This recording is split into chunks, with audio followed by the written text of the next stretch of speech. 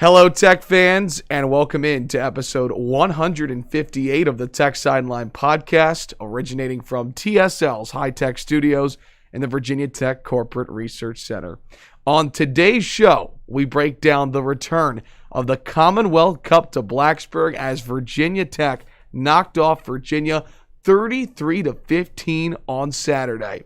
Episode 158 of the Tech Sideline Podcast gets started right now.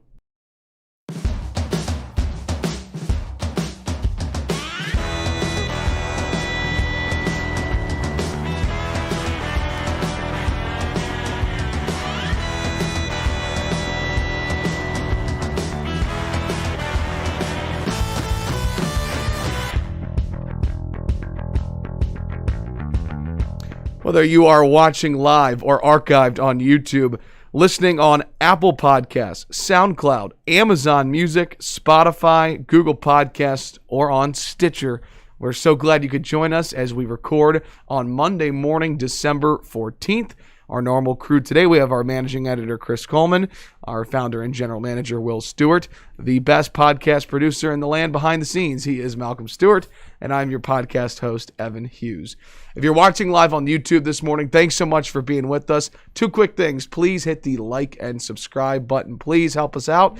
Greatly appreciate it. And then if you have a question for Will or Chris, there is a lot going on in Virginia Tech athletics right now. It's crossover season. Maybe it's basketball related. Maybe it's football related. Go ahead and drop it in the chat, and we will weave those in at the end of the show. Gentlemen, it is great to be back with you. And I'm curious to get your thoughts. When Virginia Tech beats Virginia, how much better is your weekend because of the way the message boards are, social media? Does it just make everything better for your weekend? Yeah, I think I said after the game, and maybe I said it before the game, that I wanted to win that one just so the fan base could be happy again. If it's only for 1 or 2 days, that's fine. But it's still one or 2 days that aren't toxic. You still see a few of the comments, like I retweeted the picture of Fuente's post-game interview with Laser where he's got a beer at his feet. Pretty sure that's a beer. And I was like, well-earned or something like that. And then somebody chimed in and it was like, yeah, but we lost the previous 4. I'm like, I didn't even respond to that. I was like, just enjoy the win, man. Just enjoy the win. But most people aren't like that. I think it was good to have a Sunday where everybody was happy to a certain extent. You wrote your article in peace. Yes. UVA is the most fun team to beat. I mean, beating North Carolina is fun and beating Miami is fun, but it's just a different level when you beat UVA. The memes and stuff, and it's just a lot of fun. Yeah. So what is that? 16 out of 17. Yes. Yeah. And 20 out of 22. And they haven't won in Blacksburg since 1998. Right. So that's the stat that I think is most interesting, is the fact that UVA has not beaten Virginia Tech since Malcolm and I were born in Blacksburg. In Blacksburg, yeah. So I was reading up on that game too. I believe Ahmad Hawkins was the name. It was a touchdown pass with like 2 minutes left. It was a back and forth game down to the wire. I believe that's Dwight Vick's cousin. I think I met Hawkins as Dwight Vick's. Man, they're all cousins. Or at least in the 757. At least they know each other really, really well. Yeah. So there were. So a little bit about that game. I remember that game was 29-7 at halftime. The Hokies were winning, and I'm not making this up. I remember at halftime thinking, man, I don't know, and I don't remember the exact details now, but I do remember that like UVA had a fullback named Charles something, who at one point was running down the middle of the field wide open, and the quarterback just overthrew him. And that was one of a number of plays that I thought, it was 29-7, but I was just. And their quarterback was. I don't remember. Wasn't that Aaron Brooks in '98, or did he leave after '97? I think that's right. Brooks found Hawkins for that 47-yard touchdown. So it was Aaron Brooks. So Brooks went on to start for the Saints, right? Yeah, he was a good football player. I didn't think he was an NFL guy, but he turned out to be. That was the last year where I feel like UVA had a lot of talent on their team. I think it really started dropping off in 1999.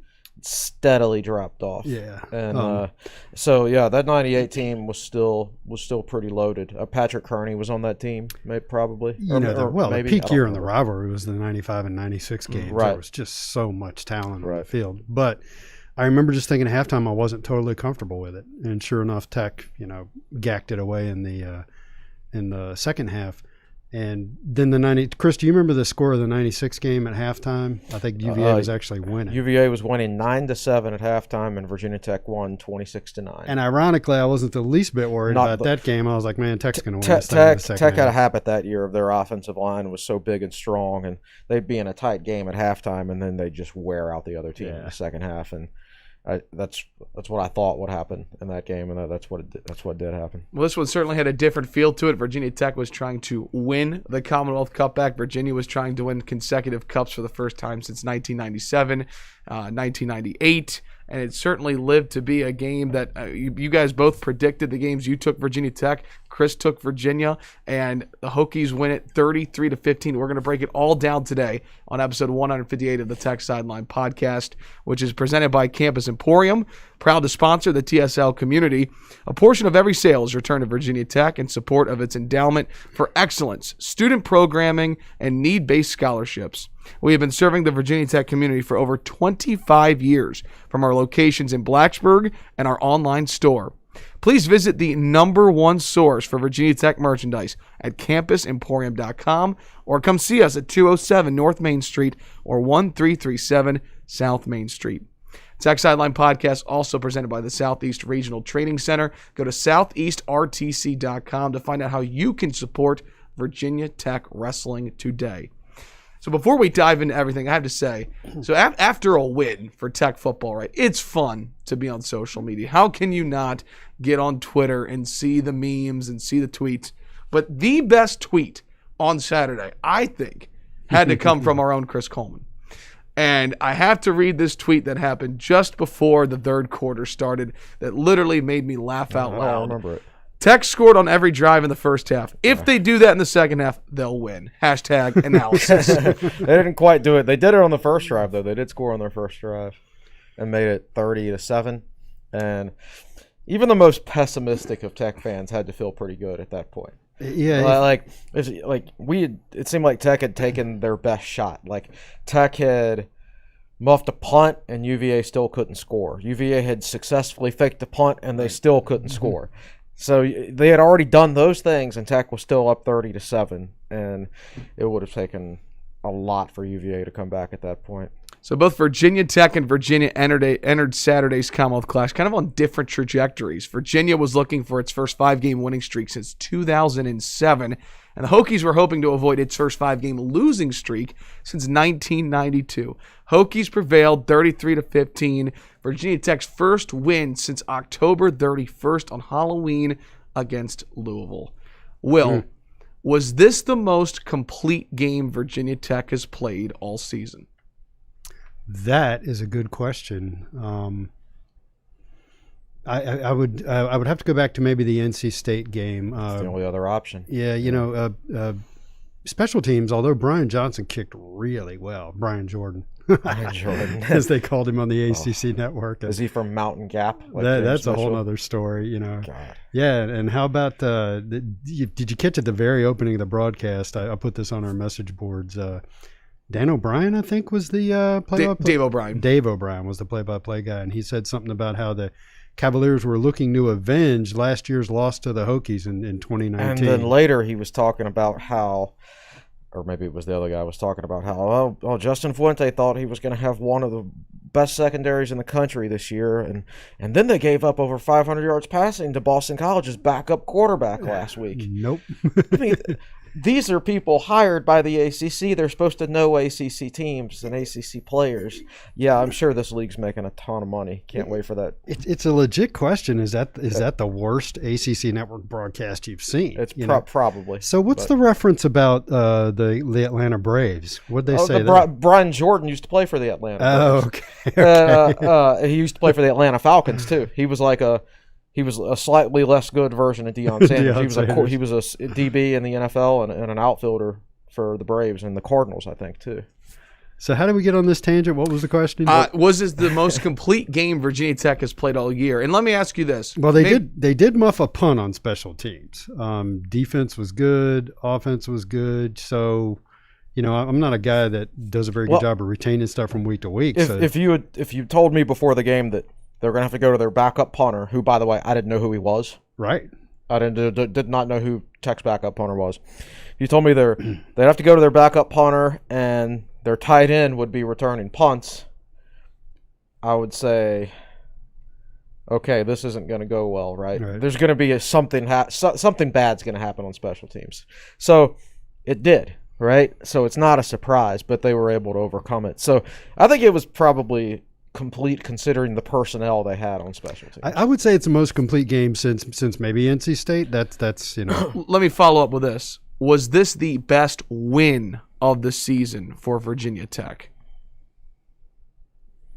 I hear the Jeopardy theme. What would beat it? It's arguably the best win. What did NC State wind up with? I think they're in the top 25 of the college football playoff rankings. So yeah, they're good. They're 7-3. So Tech beat a better team when they beat NC State. Except NC State was still playing Bailey Hockman, who had a terrible game. Correct. There are so many ways to look at that game. NC State was playing their backup quarterback. They had no film on Virginia Tech's new defensive scheme and all that. But at the same time, NC State had a game under their belt, and Tech didn't. I think Tech was better this year when they were riding a wave of emotion. They went into that NC State game. They'd already had their first 2 games canceled for a variety of reasons, and they were pretty much the last team to play outside of the Pac-10 teams and Big Ten. They took a lot of heat over, all the COVID issues in the program, and I think they were finally they were ready to get out there and show what they could do.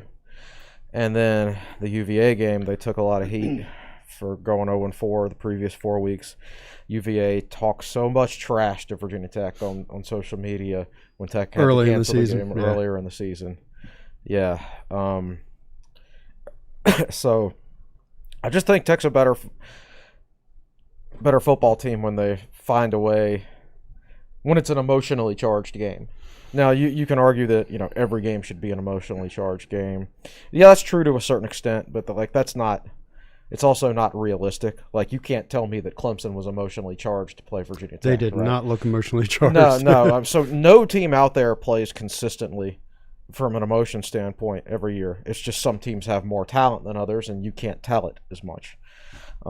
So, yeah, I think Virginia Tech played the best in their 2 emotionally charged games. Well, I'm curious because Virginia Tech outscored Virginia 24-0 in the second quarter. Yeah. What was the moment that you realized that the Hokies were going to win the game? When Khalil Herbert, probably what sealed it for me, it had to have been the Tavion Robinson touchdown. The Khalil Herbert run was nice, but then when they tacked on another touchdown just a few minutes later, and what did that score make it? Is that the one that made it 27-7? The Tavion was the final. That's when I started thinking, that's probably it. That's what I started thinking, and then I also remembered 29-7. Yeah, but I didn't feel the same way. I don't remember what I felt in 1998, to be honest with you. I do feel like, the 98 Tech defense was really, really good. Yeah, that's true. And, you would have thought they'd been able to hold on to that lead. It seems more likely the 2020 Tech defense would blow a big lead like that than the 98 defense. Yeah. And so I don't know. I did tweet that Dwight Vick at halftime and said, Dwight, tell everybody about 1998 or something like that. He's like, this game's not over yet. You shut your mouth. So at halftime, you're feeling pretty good, and you go back to that earlier part of the second quarter, though. And Chris, you wrote about this in your article, which is, by the way, up on TechSideline.com right now. CC's article that he wrote yesterday on TSL. That it felt like the turning point potentially in this game, was when James Mitchell muffed the punt.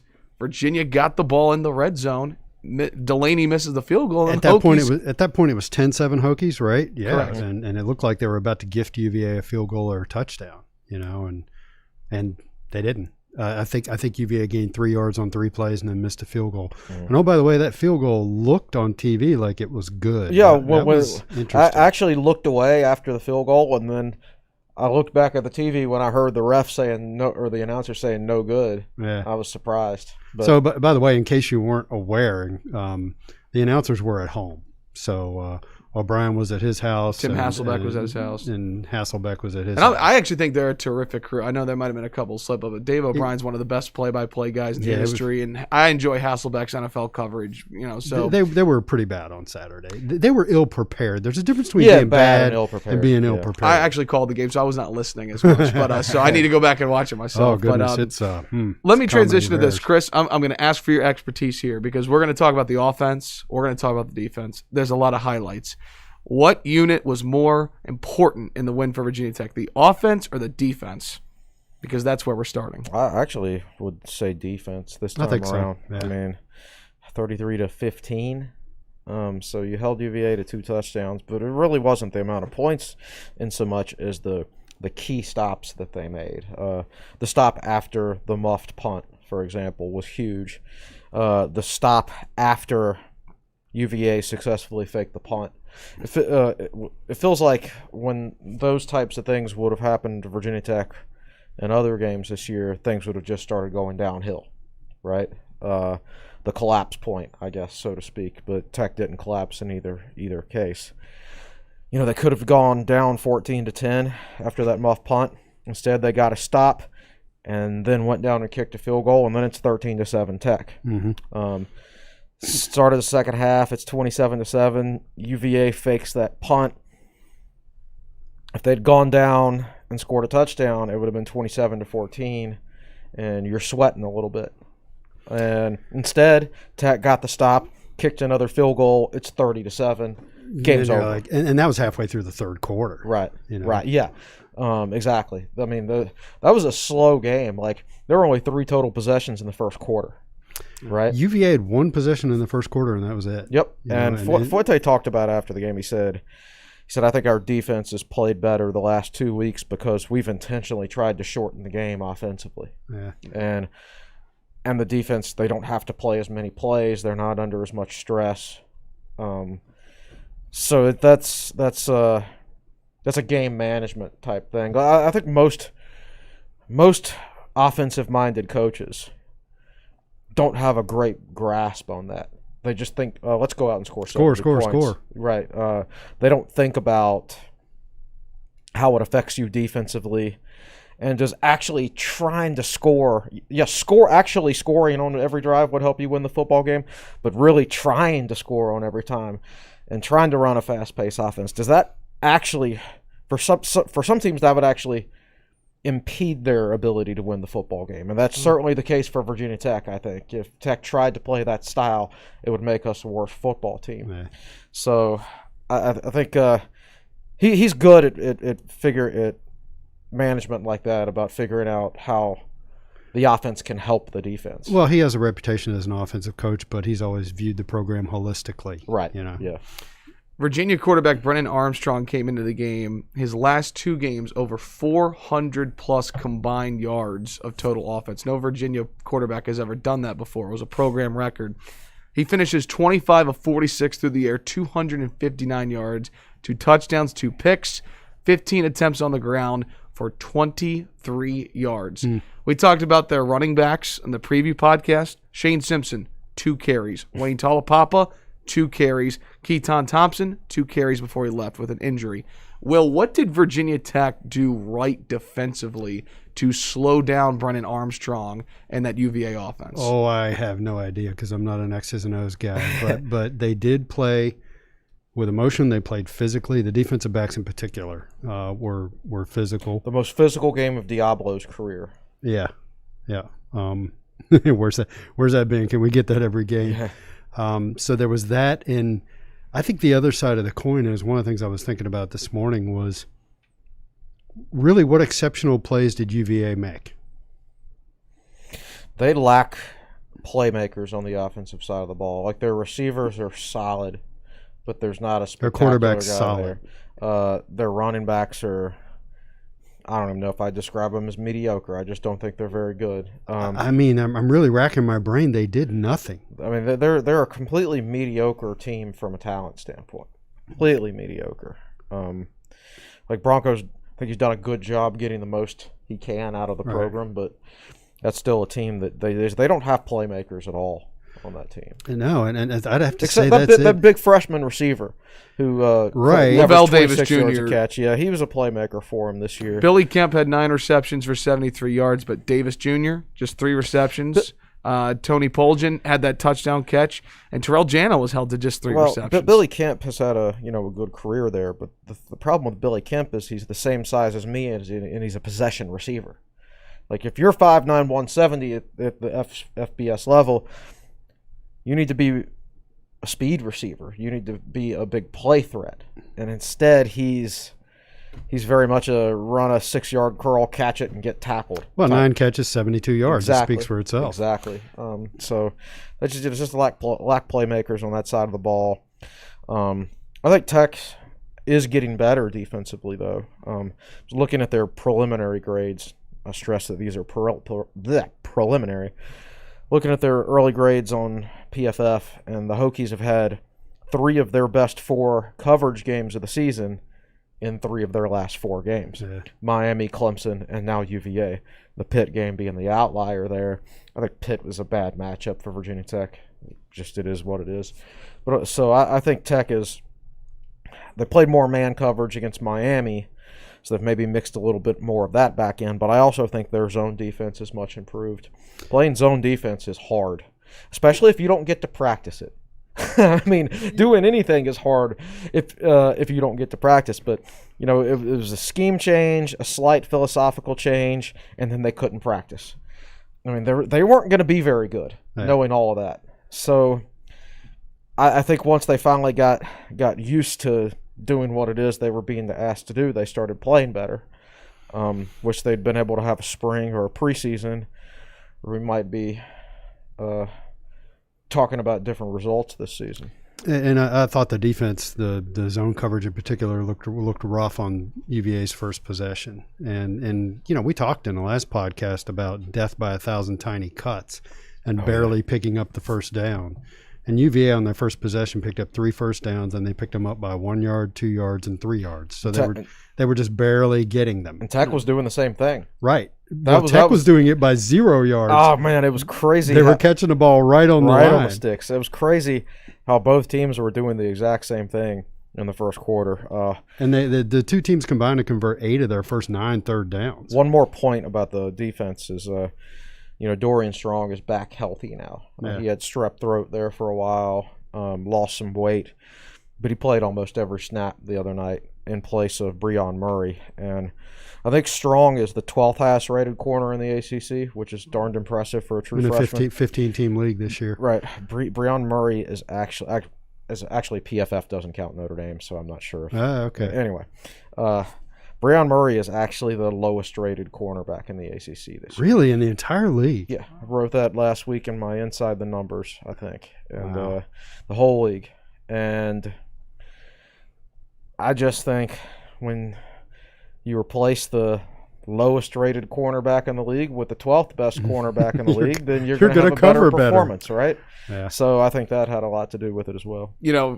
Thinking about 2020 and how we've talked about it throughout the entire year. Virginia Tech is supposed to have Caleb Farley. They're supposed to have Jermaine Waller, 2 of the best cornerbacks in the ACC, maybe of the country. Something good from something bad. Dorian Strong, what a future he's going to have here over the next couple of years. Yeah, absolutely. He's just a really gifted, natural football player. Plays stronger than he looks. He's still really, really skinny. How far he goes is going to depend on how big he can get. Yep. He's got to work with the strength coaches and the nutritionists to find his highest weight in which he doesn't lose any athleticism. Right. I don't know what that is, but I know if he takes his diet seriously and hits the weight room hard, then he can go a long way for Virginia Tech for sure. I know he got up to 181 at one point, but then he got sick and dropped a bunch of weight. So I don't know what he is right now, but it certainly doesn't look 181. Right. But he has the frame, so I think he'll be fine. But I'm very impressed with him this year. Virginia Tech's best cornerback this season for sure. Yep, had an interception for a return of 27 yards in the win over Virginia. All right, so we're talking about the defense first here, recapping the 33-15 win for Virginia Tech over Virginia. Then we'll get to the offense. Want to spend some time talking about Divine Diablo. You guys mentioned that he played a terrific game on Saturday. He finished tied for the team leading tackles with 6. He had the interception that was the dagger in the fourth quarter. And listening to Coach Justin Fuente speak about Diablo post-game, just really made you, I feel like, appreciate him more. And hearing the ways his teammates speak about him. Will, what kind of legacy and impact do you think Diablo leaves as a guy who came in as a receiver, transitioned to a safety? What kind of impact do you think he's had on this program? He has the impact of a guy who stayed committed to the program, which, that's in some ways it's been kind of hard to come by the last few years, and he's been a guy consistently, like, coming into the season, you expected, before Caleb Farley opted out, you expected Farley, Jermaine Waller, Divine Diablo, and Devin Hunter. And you got one of those. And what if you hadn't had that one guy? You'd be playing a lot of J.R. Walker, who the one game he started had a rough game. Correct? That's who the other safety would have been, I guess. Yeah. We don't even know because Divine Diablo's been there and been consistent, And I feel like one thing I remember about Cam Chancellor is that Cam was a good college player, but he was a much better, maybe too strongly phrased, but he's a much better NFL player. Ooh. Played strong safety in the NFL. Yeah. His natural position. Yeah, he had his best year in college when he played Rover as a sophomore on the short side. Yeah. Right. And I remember in particular, Tech was locking horns with Alabama in a game, and when Alabama needed a first down, they went after Cam Chancellor. With the slot receiver on the wide side of the field. Yeah. So that wasn't his thing, but he turned out to be a really good pro.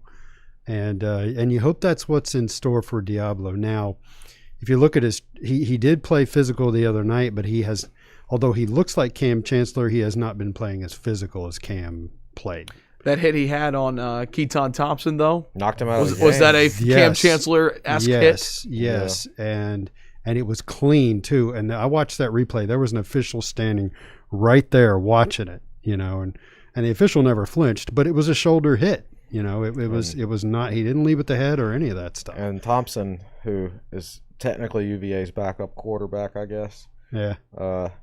Number 99. He was a big part of their offense. Yeah. And that was the end of that. Yeah, Chancellor just knocked Chancellor. I just called him Chancellor. There you go. Diablo knocked him right out of the game. Yeah. To me, in this era of where, you can look at certain guys and see that there's not complete off-season buy-in when it comes to nutrition and strength and conditioning, he is the direct opposite. Yeah. Some guys require a heavy amount of coaching, in so much as like you have to be looking over their shoulders all the time to make sure they're doing the right thing, to make sure they're eating the right foods, to make sure they are in the weight room as much as they need to be, and things like that, which obviously is hard to do in a year of COVID. So that was Tech's issue this year, is they don't have enough guys who do it on their own. Yeah. Diablo does it on his own, right? You don't have to tell That's Diablo right. He talked about when he was out. Did he actually? Oh God, he was. Did he admit that he tested positive? Is that public record? Yes. Okay. And he talked about how, man, I was so anxious. There's nothing to do. I just sit around my room and do push-ups all day or something like that. Yeah. But to me, a lot of people forget that he came in as a receiver and he hurt himself as a receiver in a meaningless game. Do you remember? Was it like a William? No, he hurt himself. He played receiver as a true freshman in 2016. And then got switched to free safety in the offseason. And came out and had a really good game against West Virginia, playing a lot in 2017. And then it was the Old Dominion game. He broke his foot on an interception. Making an interception. See, I remembered him catching the ball, thinking he was a receiver. It was a really athletic interception. Yeah. You're like, whoa, that dude can cover some ground. And then he hurt himself. Yeah. But some injuries can be beneficial. If he hadn't had that injury, he wouldn't be on the team right now. Like, he wouldn't have redshirted that year. He would have been done after last year. Oh, he wouldn't be on this year's team. Yeah, right, Okay. right. So, and it's just like, so go back to the 2004 Virginia Tech Hokies. Jim Davis and Eric Green had both gotten hurt previously. They both played as true freshmen in 2000, but later got hurt. I think Jim Davis, like, he hurt himself golfing. Tore his pec. He tore a pec muscle golfing. Playing golf. That sounds really painful. That sounds horrible, especially doing it playing. What I picture, now he never told this story, but what I picture is him going to tee off and he completely whiffs and everybody starts laughing at him, and in the process he's hurt himself. He's hurt himself, right. I'm not saying that's what happened. But and one of those years, I think, and Eric Green tore his ACL, I think in 2002. Neither one of those guys would have been on the team as redshirt seniors in 2004 if they hadn't been hurt and had to redshirt early in their career. So sometimes, like, injuries, they stink for the short term, but if you're properly rehabilitated and it gives you a redshirt year that you wouldn't have otherwise had, sometimes they can be beneficial long term, and that's a case of Diablo. We would not have had that guy this year, and we needed him. Right, he was. That is very true. He was Virginia Tech's best defensive player this year, most consistent, best defensive player. And sometimes it helps to get off the treadmill and stand back and watch everybody else run on it for a while. Yep. You know, the rhetorical treadmill. We do have a comment from somebody asking to get your thoughts on Chamari Connor and the game that he played. I thought he played maybe his most consistent game of the season. Tackled hard, was good in coverage. You know, Billy Kemp, I think it was Billy Kemp got him one time last year up in Charlottesville where that rings a bell. Kemp was in the slot and he just ran a little hitch right pattern past him. And Connor just didn't tackle him in the open field, and he tackled everything that was around him the other night, man. Yes, I think that sums it up. And I really like Chamari Connor. Yeah. I know that he has struggled at times, particularly in coverage, and we've talked about how he might be a really good football player without a position, you know. But the thing I've always liked about him is when he gets his hands on you, you're going down. Mm-hmm. The question is, can he get his hands on you? Right. A couple of other notes in the box score. Amari Barno had 2 tackles for loss. He was tied for the team lead in tackles with 6. Dax and Hollifield. How about that he got a sack for the speed on that play. You know, that screen pass UVA ran for a first down, they got called back for a hold. He ran down the ball carrier. I think it was Kemp, actually. I think it was a wide receiver screen. And he ran him down some way down the field. You know, that guy is some kind of athlete, and he plays really, really hard. There was another play where they ran, it was a little toss to a jet man coming in motion, and the offensive tackle set the edge on Barno, and it was a one-on-one situation, and he was able to hold his ground, and he's against that big offensive tackle. He's much stronger than he looks. Right. He should have, with his size, you would think he would have gotten blown off the ball in that situation. But he stuffed that offensive tackle and stuffed the run. And I think it ended up going for a 3-yard loss. And I'm telling you, man, if you get that guy up to 255, he is a definite NFL player. Yeah, and his speed is reminiscent of Daddy Nicholas. You know, Daddy was really more of an edge defender. They played him at defensive end a lot. And I remember cutting up video one time, I believe it was against Boston College.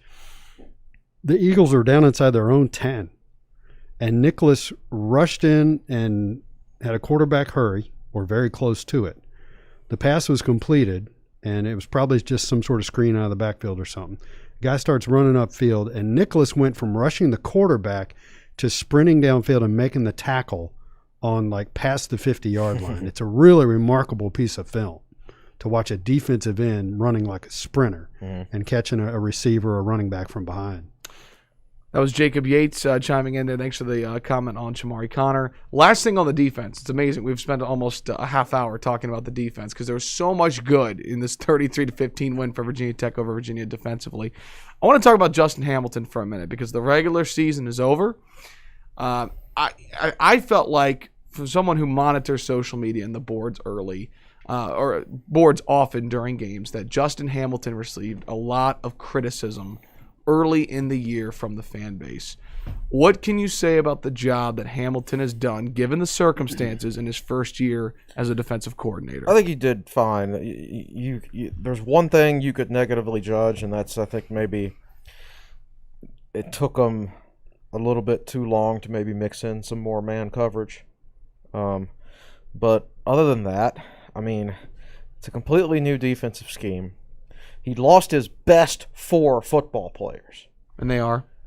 Caleb Farley, Jermaine Waller, Deshaun Crawford, and I'm going to say he lost Rayshard Ashby because Rayshard Ashby wasn't the same guy. So he had to install a new scheme with no practice, basically. No spring practice, a fall practice that was, kind of there and kind of not, and then his best 4 football players either gone or not themselves. You can't really judge Justin Hamilton. I think that's awful. I mean, I'm going to bring up the name Chad Morris here about how all Virginia Tech fans think Chad Morris is the best offensive coordinator in the history of football, right? And Chad Morris was at Auburn this year, in his first year at Auburn, I believe. Correct, because he got let go as the head coach of Arkansas. Right, and Auburn's offense stunk this year with Chad Morris. Yeah. They didn't get spring practice. Now, so that's probably because they didn't get spring practice, not because Chad Morris is a bad is a bad offensive coordinator. He certainly didn't have bad offenses at Clemson and things like that. So LSU's defense was horrible this year under Bo Pelini, one of the best defensive coordinators in college football history. When he was head coach at Nebraska, that was some of the toughest, most disciplined defenses you'll ever see. And they were awful at LSU this year because he didn't get to install a scheme in the spring. So it's the same thing for Justin Hamilton. I will add this too. If you want to criticize, and this is just my take, if you want to criticize Justin Hamilton as a defensive coordinator, you need to lump Tracy Claeys in there too. Former defensive coordinator at least former once. Power 5 head coach. Former Power 5 head coach, former defensive coordinator at Washington State and maybe other places. He gets paid $500,000 a year. He's the second highest paid assistant on the staff, correct? Hamilton $600, Claeys I think $500. You're right. I think Claeys as a regular assistant makes more money than Cornelson does as offensive coordinator. Yes, correct. Yeah. And the perception is that one of the reasons he was brought in was to bring Hamilton along. So if you want to criticize Justin Hamilton, where's Tracy Claeys in all this? What was his role? Was that his role? That's what we thought. Who knows? We didn't get to talk to the guy all year. Never met the guy. Never even heard the man talk. Right. And that's a whole nother topic, know. You haven't seen much of Darryl Tapp and Hamilton himself. You've seen Cornelson once. It's all Justin Fuente week after week after week, press conference after press conference after press conference. Right. So it's hard to know exactly who's doing what. But that's just my take. I think you need to lump Claeys in there with Hamilton if you want to talk about how the defense is run. Because he should be the voice of experience going either from the booth if he's up in the booth. Here's what I see, coach. You need to do this and that, talking to Hamilton on the sideline. It shouldn't take weeks to make changes when you've got an experienced guy like that in your staff. What Chris says is true, but I think there's also another layer to it, that what kind of advice was he getting from Claeys and what was Tracy Claeys' role? Virginia Tech takes back the Commonwealth Cup 33-15, the final score on Saturday. We're going to step aside for a break here on episode 158 of the Tech Sideline Podcast, but when we come back, we talk about Braxton Burmeister, Khalil Herbert in the Virginia Tech offense. Don't go anywhere. You're watching and listening to episode 158 of the Tech Sideline Podcast.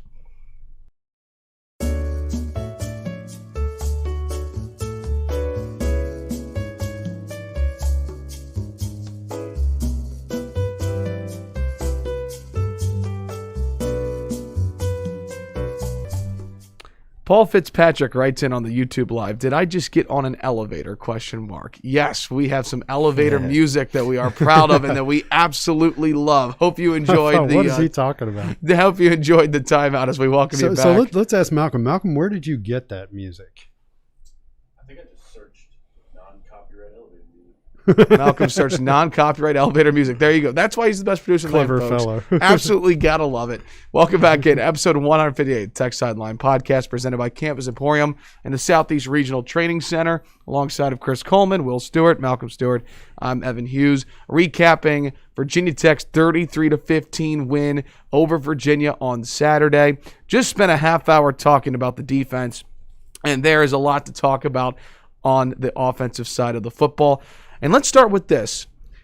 We did not know who was going to be starting at quarterback for Virginia Tech going into this game. Hendon Hooker had trouble getting warm on the sideline against Clemson. Braxton Burmeister played, then he got injured. Coach Justin Fuente said during the week he felt like both quarterbacks would be available to play. Burmeister got the start, and when it was all said and done, He never came out. Pro Football Focus graded Braxton Burmeister with a grade of 91.5. He was the highest grading quarterback of any college football quarterback this past week. Around the country. Will, were you surprised that Burmeister started in place of Hendon Hooker? I was mildly surprised. Yeah, I was on Big Dog Sports Talk with Rick Watson on Friday, and Rick said on the air, he said, "Yeah, I think Burmeister gets a start." And I'm going, "No, I'm not. That's not completely silly because he played really well in the previous game. I thought against Clemson, better than he had played earlier in the year, particularly in the passing game. He's always been a good runner, but I thought his passing game performance against Clemson was a lot better than what we had seen. So I just thought, so I think I wound up telling Rick, well, that's maybe, but at the very least he's going to play a lot. I would have to put my foot in the ground and pick a direction. I will say that if I was surprised by one thing, it's that he played the entire game and never came out. Not necessarily that he started, but that he never came out. I wasn't surprised. As we got deeper and deeper into Saturday, there was more and more smoke that Burmeister was going to somebody start. Texted Chris probably and said Burmeister was going to start. I don't think nobody texted me. It's just that seemed to be the way things were trending. About people. You don't want to believe everything you see on the internet, but that's what everybody on the internet was saying, right? I would have started him too. The Hooker thing worries me.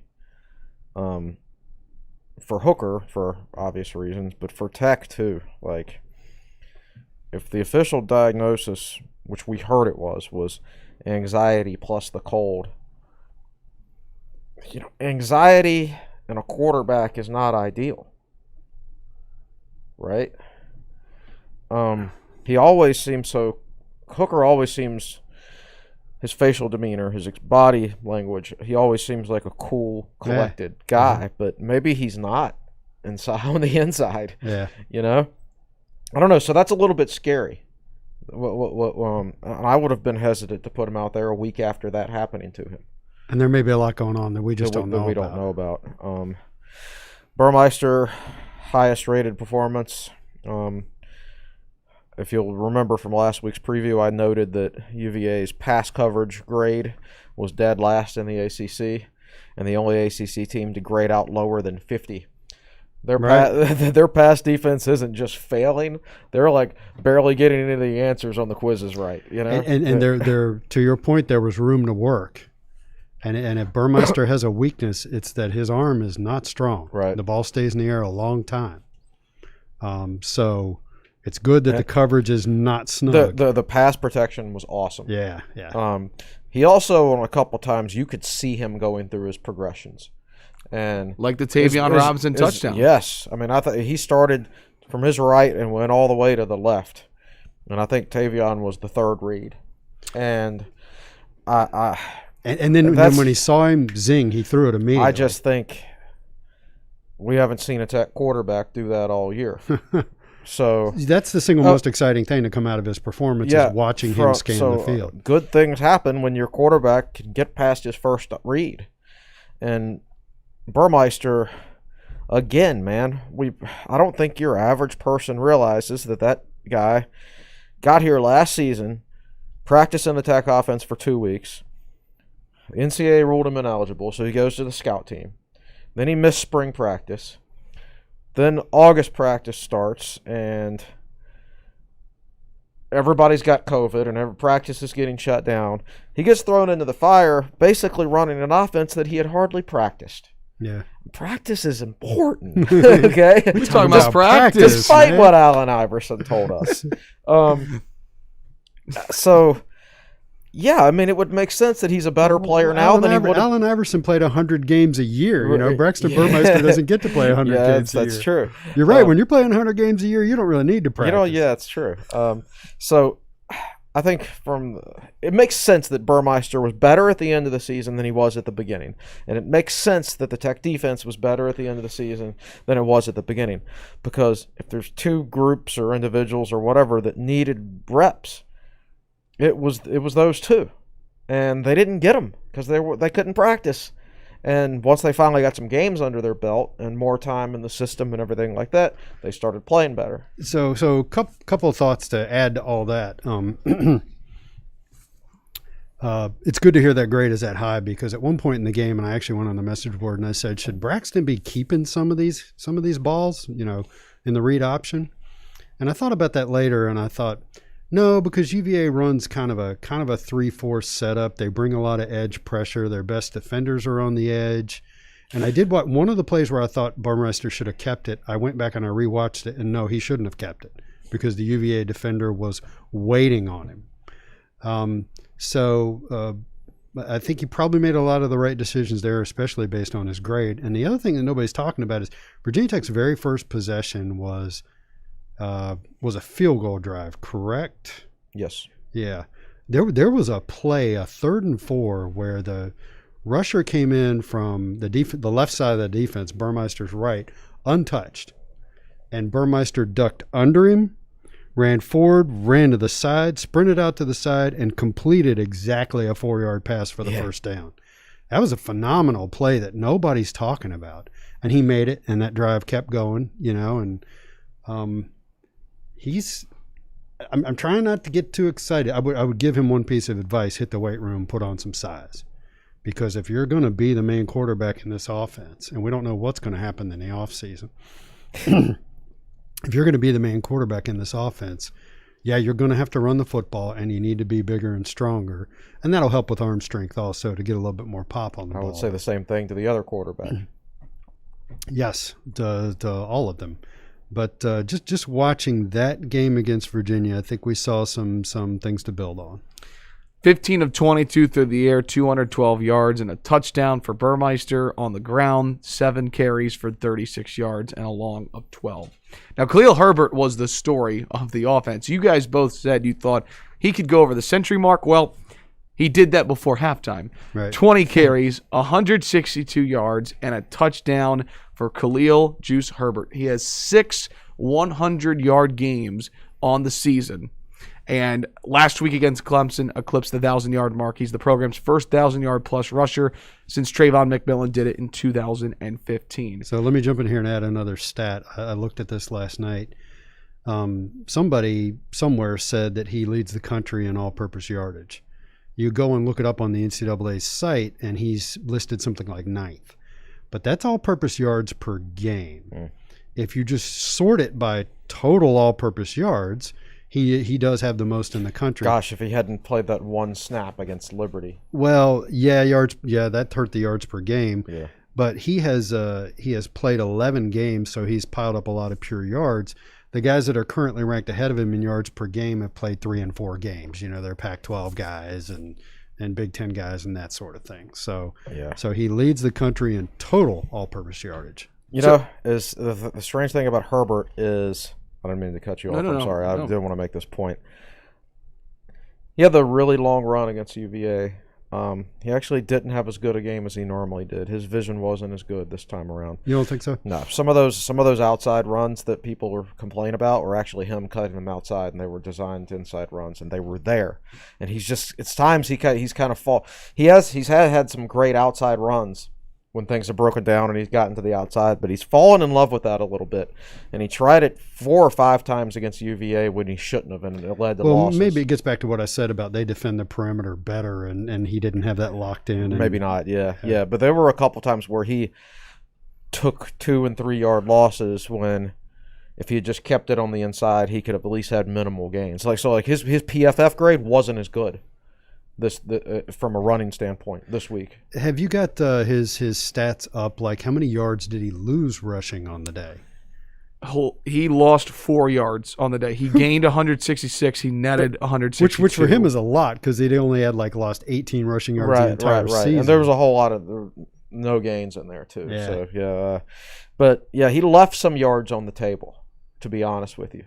And not to mention, Jalen Holsten's got a lot of the carries down the stretch for those tough yards. Holsten's getting there. He looks a lot better. We'll get to Holsten in just a second. I want to ask this question real quick because Holsten down the stretch has been very important for this rushing attack. Chris, in the win on Saturday, though, who was more important for Virginia Tech's offense, Burmeister or Herbert? I would say Burmeister, because I don't know, not knowing exactly Hendon Hooker's condition, I don't know for 100% fact that he could have come in and done as good a job as Burmeister.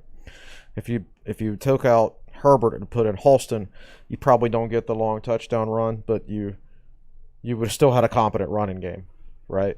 I think Burmeister's the answer there for me. Yeah, the long run that Herbert had early, I'm not sure Holsten can make that one, the 38, 39 yard or whatever that was. But I mean, that's a solid point.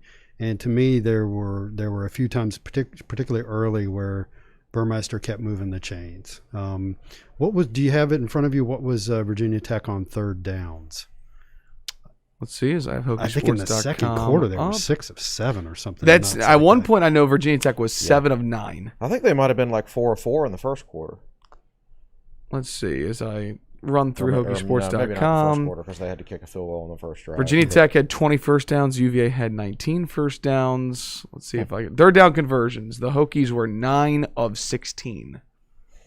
I remember early in the season where that was the Achilles heel, right? Yeah, that was something they were not doing well, was converting third downs. And I looked, and Virginia Tech averaged something like 9 yards on first down, about 3.5 on second down, and 9 yards on third down. Mm-hmm. So, very nice.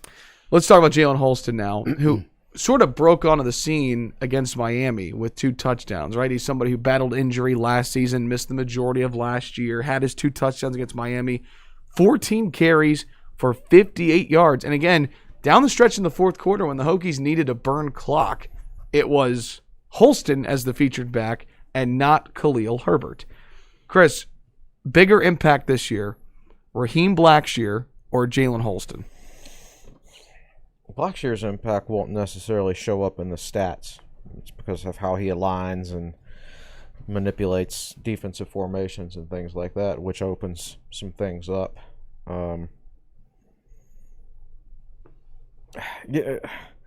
Holsten was used so spottily. I think he had a good game against NC State. He had a great game against Miami. He was really good against UVA the other night. But how many other games did he actually touch the ball? Right. So I guess I would still go Blackshear. But when Holsten did get the ball, it was impressive. Did he go through senior day? He did. I think he went through senior day ceremonies. I would have to scroll through my Twitter feed and see who was listed. That doesn't necessarily mean he is. That doesn't necessarily mean that he's now not the back. seniors who didn't go through senior day ceremonies, they're definitely planning to come back, I guess. Guys like Belmore and Deshaun Crawford, thank goodness. I would beg Jalen Holsten to come back. He was not on the list, as I'm looking at Mike Barber's tweet. He is not on the list of the 14 seniors that were recognized on senior day. Okay. Yeah, I'm sitting here. So let's run down the list really quick. The ones that participated in the senior ceremony were Rayshard Ashby, Oscar Bradburn, Austin Cannon, Rich Cummings, who I believe is a walk-on wide receiver, Divine Diablo, Khalil Herbert, Jared Hewitt, Changa Hodge, Zachariah Hoyt, Brian Johnson, Justice Reed, Austin Rosa. He's a walk-on. I don't know what position. Can't remember what position he was. And Tyrell Smith, of course. Tyrell. Grandpa. So, yes, no Jalen Holsten listed. I haven't bounced that off the list of guys who are seniors to see who's missing. And just because they participated doesn't mean they're not coming back. They can still come back. Yeah. Jalen might be – I think he was listed as a senior before the season started, but technically he should have been a redshirt junior this year. Holsten's a redshirt junior. Okay, good. So they finally updated that. At the beginning of the year, they were actually listing him as a senior. That's according to a comment from Ryan Hunley. Oh, I mean, I know he's a redshirt junior, but Tech was actually listing him as a senior. So maybe it was. I was thinking maybe it was one of those things where he was just like, you know what, this is going to be the last year no matter what. so I assume that was why they were listing him as a senior, like on the preseason roster and everything. Interesting. Okay, so that lets me know that he's, I guess, is planning on coming back next year. I would hope so. He's just well. I had my doubts because he's just been hurt the whole time. Right. Maybe he's just tired of feeling pain. Yeah.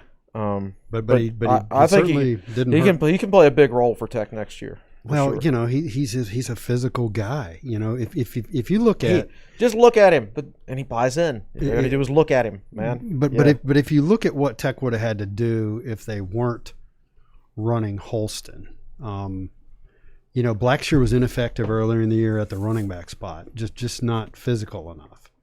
Really more of a guy who operates in space. Let's not argue that. Yeah. But to me, even the plays, and this is what it comes down to for me, even the plays where Holsten didn't necessarily make the right read or ran into a pile or whatever, he gets another 1 or 2 yards, he falls forward, and those guys are valuable. He's a big Georgia boy with SEC offers. Yeah. He was a good recruit for Tech and just kept getting hurt. Yeah. Quickly want to touch on the receiving core. We're at the 60-minute mark, and we've got a lot of questions on YouTube, so I want to be quick here. But I do want to bring up the receivers because Tech was a little shorthanded with no Evan Fairs, no Caleb Smith. Tavion Robinson turned in one of his best receiving games of the year. 5 receptions, 98 yards, and a touchdown. Of course, his touchdown at the end of the half really gave the Hokies a little bit of a comfortable lead, so to speak, going into the half. Did you feel the same way? That was Tavion's arguably his best game of the year. Yeah, as Fuente said after the game, after getting caught near the goal line so much, he actually scored a long touchdown, and I honestly don't remember the rest of his game. I've had games where I've thought he was very valuable and was making a lot of catches, but beyond the big play, that's the one that stands out. I don't really know. I'm really looking forward to him, hopefully, actually getting a spring practice this year. Yeah. The guy still 100% doesn't know how to play wide receiver. Yeah, because he was a true freshman last year. He was a high school quarterback, and then he came in and immediately was a wide receiver for Tech, and then he didn't get to go through spring ball. So he's never had spring ball, ever, to really truly. And he's also never been through strength and conditioning in a full off season. In a full off season, exactly. Yeah. So I'm really looking forward to seeing what he can do once he's able to do those things. And that's why the NCAA, and one of their better decisions they've ever made, that this year doesn't count from an eligibility standpoint. 100, let's see if I do my math correctly here on the fly, just about 180 of the 212 passing yards for Braxton Burmeister went to a combination of Tavion Robinson, James Mitchell, and Trey Turner. Yeah. James Mitchell, 3 receptions for 67 yards. Of course, he muffed the punt, but then he did everything else from that standpoint from there. He caught 3 balls for 67 yards. Is that the last time we see James Mitchell in a Hokie uniform at Lane Stadium? He put in his paperwork to get feedback. Did he do that last year, you were saying? No, he did it this year. Yeah, okay. He said it. He told the media that last week. Okay. I guess some of it's going to depend on the feedback he gets. If they tell him like he's going to be like in the first 3 rounds or something like that, then I think he'll probably go. And I know we'll talk about this a little bit later, but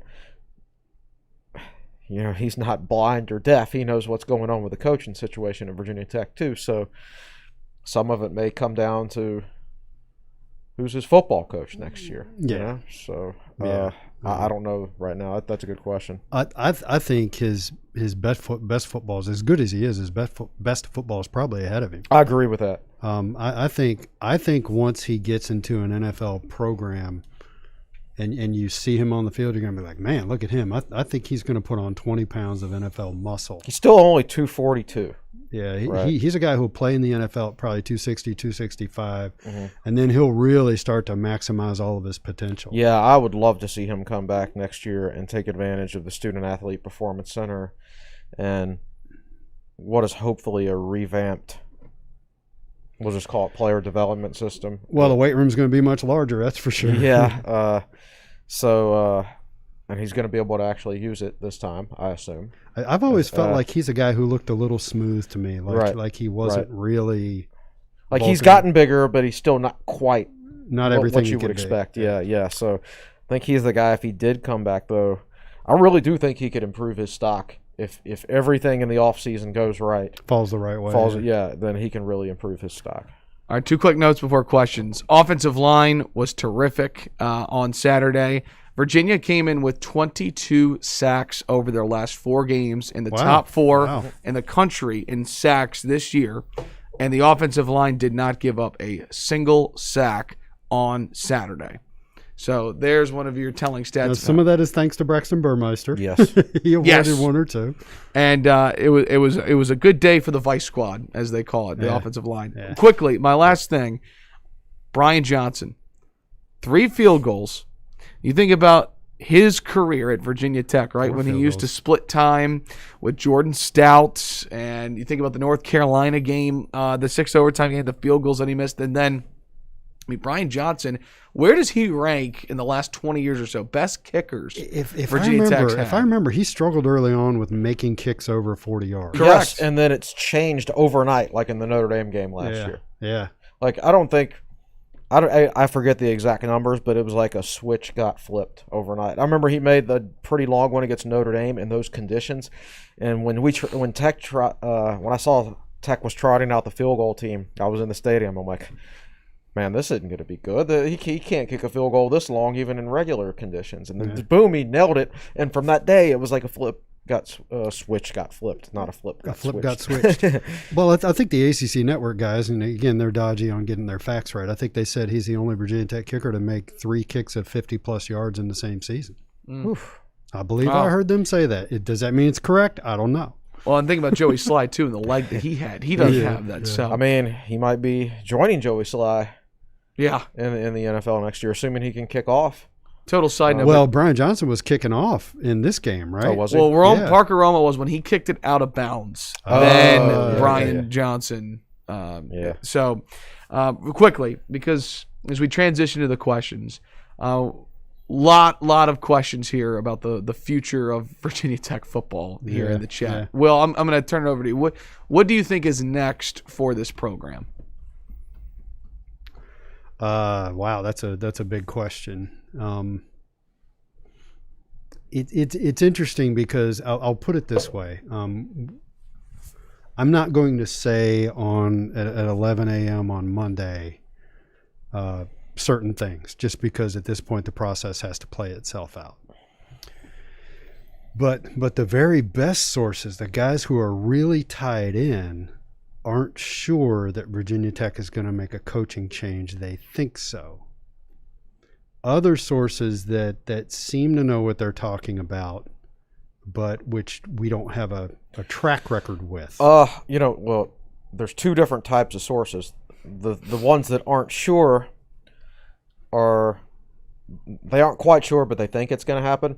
They're the ones tied in with Virginia Tech from an administration side. Yes. The ones who are telling us that it's going to happen and it's a done deal, they get they're not getting their information through Virginia Tech. They're getting it from somewhere else. Right. And some of their details is even the same. And they don't know each other. So yes, so like sources outside of Virginia Tech are telling us things and they're matching up. Right. But the weird thing is you're not hearing a whole lot on Twitter or really anywhere. So I think one of the things that we have heard is that Fuente doesn't really want to be here anymore. And could you blame him? You know, it's been kind of rough this season. He sounded after the game, oh my God, on his radio interview. He was awesome, to be honest with you. And you see the picture with a beer next to him. So he sounded like he already had about 4 or 5 when he got to his radio interview. So let me jump in here and say so I DM'd John Laser and I said, is that online? And he said, we're working on it. And last night, Laser put the post-game interview on Apple Podcasts under Hokie Pod. So if you want to go listen to it. Did you listen to it? I have not listened to it. Oh, it was awesome. He didn't hold back very much. He did. It was like, I think he's probably ready for a fresh start, is my honest opinion. I think he really enjoyed winning that game the other night, and I think he really enjoyed most of his players here. Especially guys like Diablo and Tyrell Smith. Yeah. But I think he senses the need for a fresh start too. the last 9 months have been absolute hell on everybody, especially a football coach. And the players, yeah. And the players. And you're seeing so many teams opting out of bowl games because they just don't want to. They're just done with it. Yeah. Right. And so I think he may see it as an opportunity to just start fresh. Right. So that's the Justin Fuente side of things. The other side of things is and Whit Babcock's no dummy. And whatever Whit's doing, he's doing it pretty much completely on his own. Mm-hmm. And that's why and he's really good at this. Yeah. He does not do public coaching searches. And Hokie fans need to be thankful for that, because that's when you get embarrassed. Yes. Now South Carolina got kind of lucky with their last search that they didn't embarrass themselves, and the end result wound up being something that most fans like. But who got embarrassed in the last South Carolina coaching search was Scott Satterfield. He said it was public that he talked to them, and then he said some things publicly afterwards, something about the difference between coaches and players. And how did it get public? They should never even get public. He came out when it's public that it's going on. Invariably, somebody's going to wind up looking bad. Right. So whatever. And so the vibes that we are getting is that a change is going to occur, but that could stop cold at any moment, because it may depend upon what Whit is hearing from the candidates that he is approaching and working with. He may feel good about things, and that could change today. I mean, Auburn fired Gus Malzahn yesterday, and that wasn't expected. And this is a murky soup that has a lot of moving parts, and you don't really know what can happen at any given moment. It's kind of like basketball recruiting. Yeah.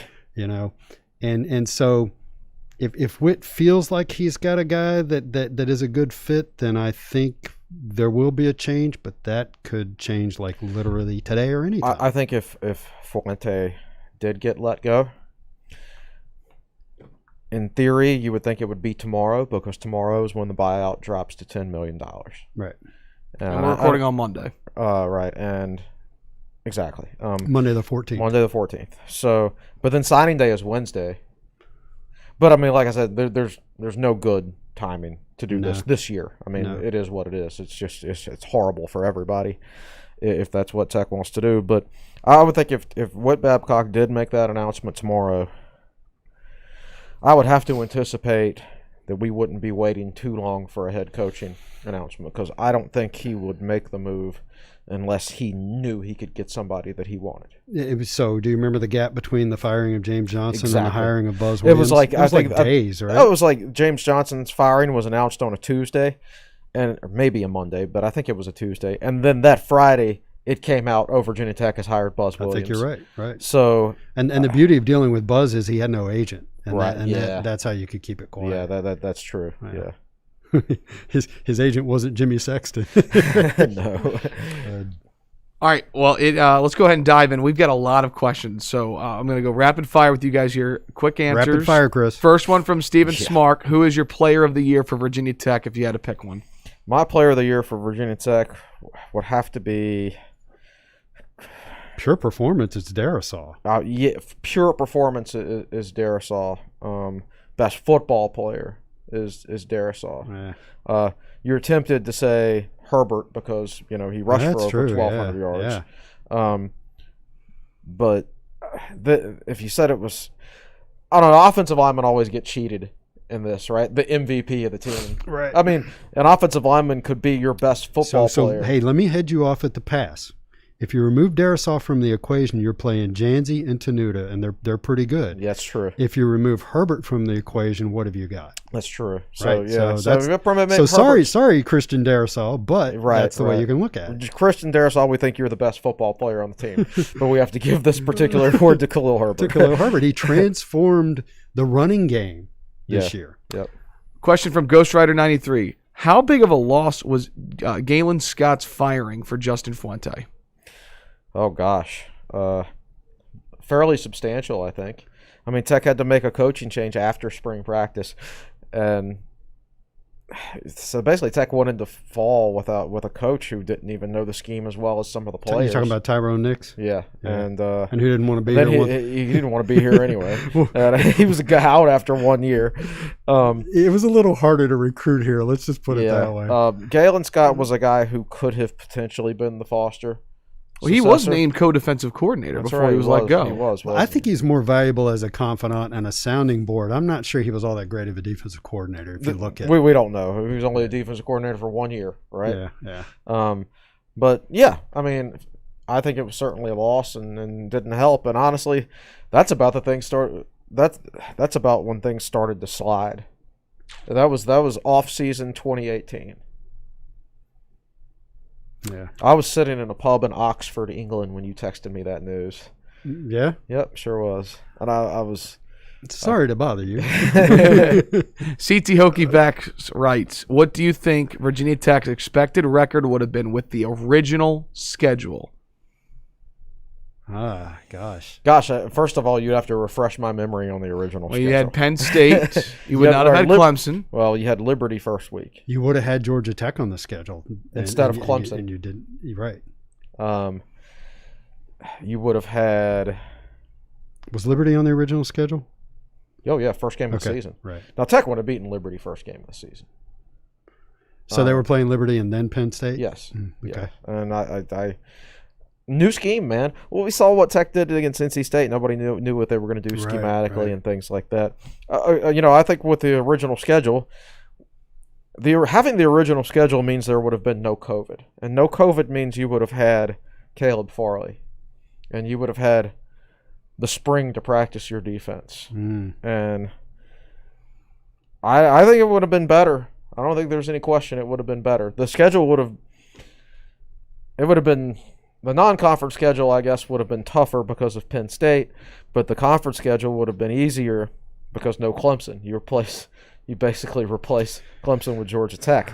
So we'd have to do a game-by-game analysis, and clearly we don't have let's time assume for that. Tech beats Middle Tennessee Well, wait a State. minute. Let's not do that. Right. Because, it's rapid fire. Right. 8-4, 9-3. 8-4, 9-3. Yeah. I just got you had North Alabama on the schedule. You had Middle Tennessee on the schedule. It would have gone Liberty, Penn State, at Middle Tennessee State, North Alabama, Georgia Tech, at North Carolina, bye week, Thursday night Boston College, at Louisville, at Pitt on a Friday, Miami, at Duke, Virginia. That was the original schedule. It's a very manageable schedule. Yeah, there's everybody 8 or 9 team. wins there if you've been practicing your defense and you have Caleb Farley.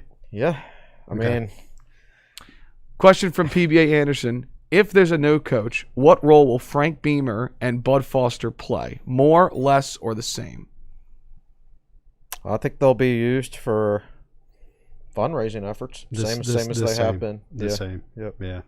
Let's see, a couple of other questions. I think it would have been more if Shane had been hired, but it's not likely to be anybody from the Beamer universe. So the same. And I don't think those guys are interested on stepping on anybody's toes either, because that's an awkward situation for everybody. Yeah. Yep. By the way, doing a great job here with the rapid fires. We got a lot of really good, multiple sentence questions. So thanks everybody for chiming in. Cassie Larimore, would you say VT's 6 points in the second half, as opposed to 27 first half points, is more so attributed to the UVA defense making adjustments, or VT playing not to lose? Tech side on the football. Yeah, I honestly don't remember. I really kind of quit watching at that point. I remember hoping they would do like a pop pass on third down on their last drive when they were trying to run out the clock. But Tech side on the football. Did they? Yeah. Question from Andrew Rosso, and I know that this literally was reported by Pete Thamel at 11:30 last night, so this is going to be just gut reactions from you guys. I know you have not done your prep, but thoughts on Jim Phillips, who's the current Northwestern AD, being named the new ACC commissioner? I don't know anything about Jim Phillips. I know he got there, assuming he's been their AD for 4 or 5 years. He got their alums to pony up for a $250 million football facility on the lake, right? On the lake. They've got a beach. They've got lifeguard chairs. At Northwestern. Where it's cold. I don't know. They can use the thing 2 months out of the year, I guess, the beach at least. But it's beautiful. So he's good at things like that. Other than that, I don't know anything about him, so I don't know if I have any thoughts. And it's being reported. It's not officially confirmed, but that is they're working on a deal. Honestly, man, the ACC has probably needed to move on from John Swofford for about 10 years. So I'm happy, but I also feel like the last decade has been spent missing opportunities. So I don't know. Is the league too far behind now from a TV contract standpoint and an ACC network standpoint and everything like that? Could some of the things that have happened been avoided with new leadership about 10 years ago? Right. I think maybe some of them could. Some of it not so much, because there's just so many schools in this conference that just don't have big fan bases. That's just how the conference is made up. So, I mean, the question is, what does the league lead now, and does he have what does the league need now, and does he have a strong background in that stuff? And that's kind of a complex question that I can't answer right now. Not a rapid fire question. And again, that was sources, and this is being reported. It's not official that he has been named. I want to make that very clear. But that was from Pete Thamel last night that had been reported that they're working on a deal for him to become the next commissioner. Okay, question from Jeremy Beverly. Do you think Fuente, if given the option, changes some staff positions to save his job, or refuses and therefore is let go? Oh, I mean, I think he would actually change some staff members this year if given the option. I do too. I'm actually inclined to believe there are rumors out there that he would have done it last year with the budget, but he did not have the budget to do it. I don't know if that's true or not. There's no way to know whether that's true or not. It wouldn't surprise me if it was true. I think there was no. Brian Mitchell was a really, really, really good football coach, and basically you didn't renew the contract of the guy who developed the two best corners in the ACC, and that doesn't make a lot of sense from a Fuente standpoint, who prides himself on player development and things like that. So I don't even know. They might have had to save money at cornerbacks coach to hire Bill Tierlink or something like that. Right. So yeah, I just don't think the budget was in place for him to do it in the past, and. I do think the budget's going to be in place this year with the Football Enhancement Fund, which ironically exists or will exist because of him flirting with Baylor. Right. So if he is still around, he'll get to take advantage of it. But if he's not, somebody else will. And I wrote in my article last January called "A Shot Across the Bow," which I think is the most aptly titled article I've ever written. I said I don't know how Fuente's tenure will turn out, but he's forcing Virginia Tech to do things like get out and raise money to have bigger assistant coach salaries and things like that. I said, but in 10 to 15 years, we might be very grateful to him. And right now, if Virginia Tech is truly in a coaching search, if he didn't do that last January, Tech would be in an awful lot of trouble in this coaching search. Because what Babcock has been able to raise, and it's not going to be finalized till March, but from last January to this March, that's 14 months, $5 million per year for the Football Enhancement Fund is what it's officially called. Imagine if he hadn't been doing that this whole time, and you had to go on the market, and to go on the market right now, and every prospective coach would be like, I need this, and need this, and he'd be like, oh crap. How am I going to raise this money? He would have had to smile and say, 2 weeks. I'll get that for you. Right, exactly. No, yeah. I'll get right on that. Yeah. And now he can say, well, here's what we got going on. But that coach would have wanted it in writing too. Right. And he wouldn't have been able to deliver. So we're in this situation. Justin Fuente is going to be a net positive for Virginia Tech because he forced the administration to go out and do some things that they probably should have been doing before. And if Fuente had left and gone to Baylor last year, we would have been in an awful lot of trouble in that coaching search because we didn't have those things. And if he didn't flirt with Baylor, we'd be in an awful lot of trouble right now if we were on the open market. Right. So, yeah, sorry for the long answer. No, that's a great answer. Let's go down to Clock ruling. Despite the 5-6 record, should the bowl streak be extended if the opportunity is presented? I don't care. If the players actually. So on the last podcast, I was like, "Oh yeah, you got to have the practice time," and I've just totally changed my thinking. If the players and coaches want to do it, do it. If not, don't do it. I don't care. I've called the ball streak an albatross before because I feel like in the past Virginia Tech has held on to things like that and the UVA streak and whatever, and it's prevented them from making changes. I think there have been times in the past where it would have been beneficial for Tech to lose the ball streak. Like, I think if Tech had lost the ball streak in like 2008, when somehow they managed to win the ACC with a 5-3 conference record, that's how bad the league And was one of the back worst then. offenses in the country. Right. So So Tech won the ACC that year, not because Tech was good, because everybody else stunk, and and they used that season and other seasons like that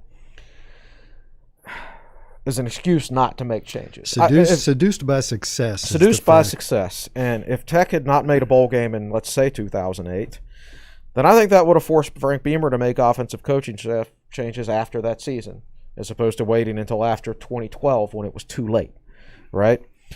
So now I was always willing to lose the bowl streak if it meant Virginia Tech could change for the better. Advanced as a program. Yes, exactly.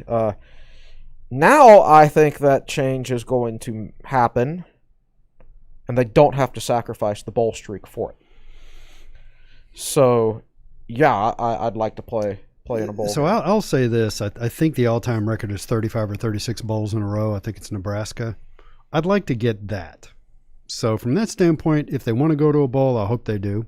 Mm-hmm. And I hope I hope they're able to keep things going. Well, they didn't make an announcement yesterday. Now, Justin Fuente said after the game, he said in his radio interview with Laser, he was going to have a 10 a.m. Sunday meeting with the coaching staff, then a noon meeting with the players. And he said, I'm going to ask the players what they think about going to a bowl game. And I'm not going to tell them how I feel because I don't want it to influence what they think.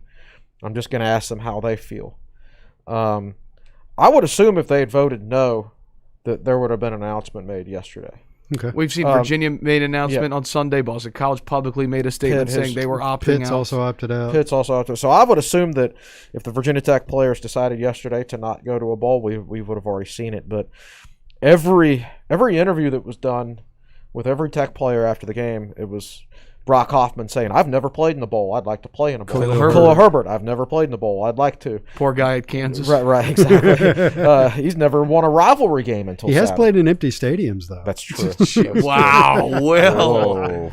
Ouch. They've got Les Miles. I want to go see him. So I actually do think Tech will accept a bid if they assuming they get one. All right. Final question, and then we got to wrap things up. Question from Ryan Hunley. Is Herbert a top 3 running back all time at Tech, or does he need another year to reach that level? How about I phrase it this way? Was this season for Herbert a top 3 single season performance by any Tech running back in program history? I want to say, I think Virginia Tech or Pete Morris or somebody tweeted out a list the other day of best all-purpose yardage seasons in Tech history. And he's way up there. He's way up there, but I want to say he was 4th. Mm-hmm. And the 3 guys ahead of him were running backs. So 4th, going back to like 1985 or something like that. So, you can make the argument. If we did a running back draft tomorrow, like we should actually do this on a podcast one day. We should all have a fantasy draft of Virginia Tech football players. Okay. I think that'd be would be fun. That'd be a fun. That's an off-season. Absolutely. Where we're trying to figure out like which back would he be off the board, right? Well, Ryan Williams will go first. You have to throw Darren Evans in there. You got to throw. No, KJ would be up there. Kevin Jones would be up there. Mm-hmm. David Wilson would be up there. Suggs would be up there. Suggs. And then so I think he would go anywhere from 3 to 5, probably 4th or 5th though. And I've said many times that it's really the combination of him and this offensive line that's so great. Right. Because the way they block and the way they hold their blocks is perfect for a guy like that.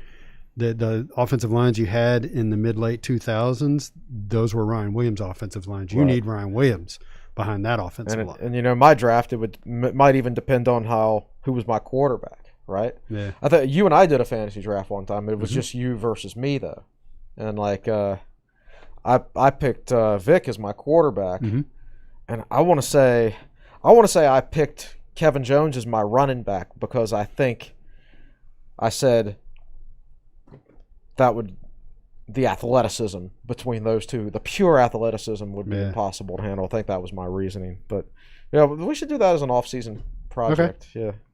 All-purpose yards in a season since 1985. Damien Sells just sent me this. David Wilson, a total of just over 2,000. Herbert is 6th all-time all-purpose yards in a single season since 1985. Ahead of him on that list, Dwayne Thomas in 93, Chiron Stith in 99, Kevin Jones in 2003, Ryan Williams in 09, and David Wilson, number 1, in 2011. Well, in the case of Stith and Dwayne Thomas, they were probably returning kickoff returners. Yeah. And Herbert returned some.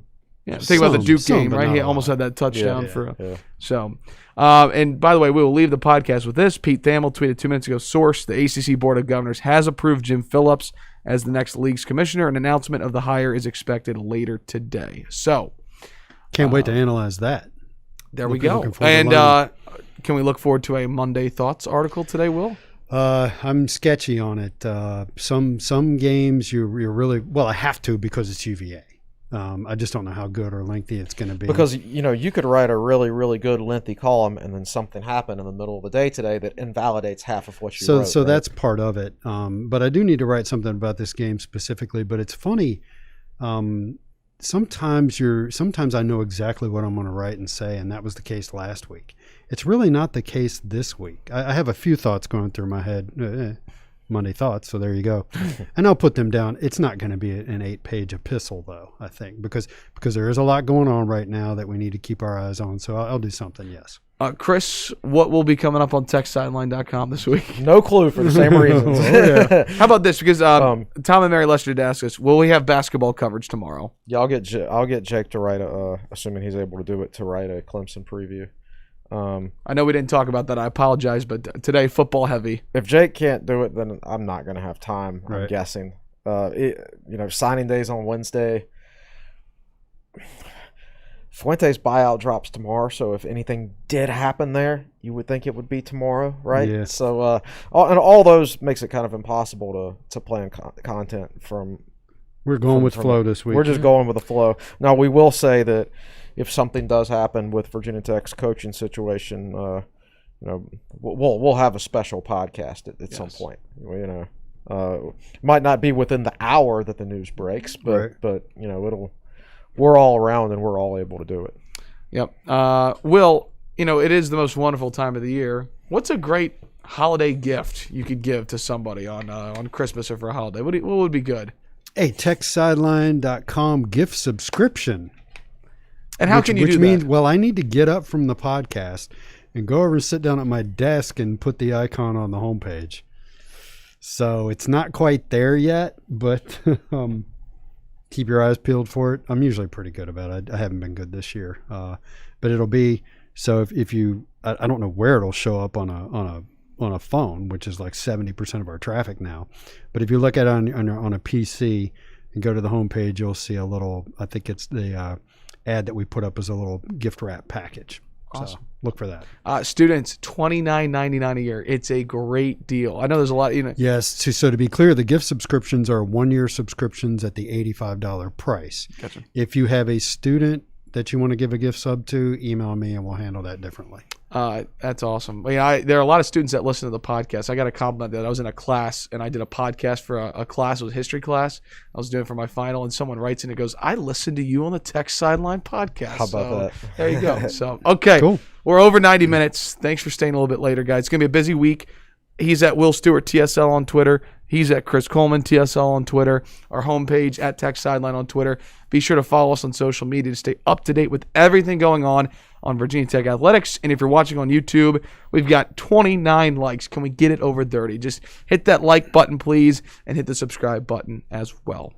Any final thoughts, gentlemen? Nope. Let's go. Okay, that'll wrap it up for us. Episode 158 of the Tech Sideline Podcast. For our managing editor, Chris Coleman, our founder and general manager, Will Stewart, the best podcast producer in the land, Malcolm Stewart. I'm your podcast host, Evan Hughes, saying so long, and thanks so much for watching episode 158 of the Tech Sideline Podcast, brought to you by Campus Emporium in the Southeast Regional Training Center. Have a great week, Hokies.